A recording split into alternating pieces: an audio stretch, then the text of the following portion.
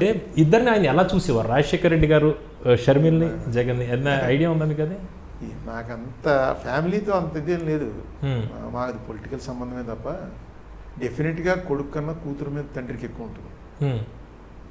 జనరల్గా తండ్రికి కూతురు మీద, తల్లికి కొడుకు మీద అభిమానం ఎక్కువ ఉంటుంది అని అంటారు కదా, మనం కూడా చూస్తున్నాం మన ఫ్యామిలీస్లో కూడా.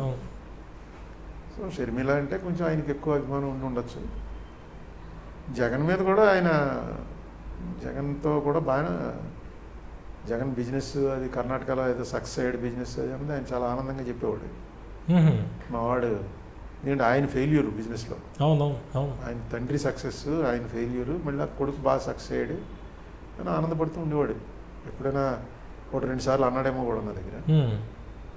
సో నాకు తెలిసినంత వరకు ఆయనకి కొడుకుతో కానీ కూతురుతో కానీ ఎప్పుడు నా ఎదురుకుండా ఎవరితో చెప్పడం కానీ నాతో చెప్పడం కానీ ఎప్పుడు జరగల. ఎప్పుడు మంచి ఫ్యామిలీ, చాలా టైస్ చాలా గట్టిగా ఉంటాయి.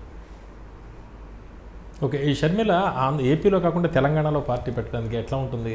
షర్మిల పార్టీ మీద ఏదైనా ఐడియా ఉందా? నాకేం అర్థం అలా, ఏమో ఆవిడ స్ట్రాటజీ ఏంటో వాళ్ళకి తెలియాలి.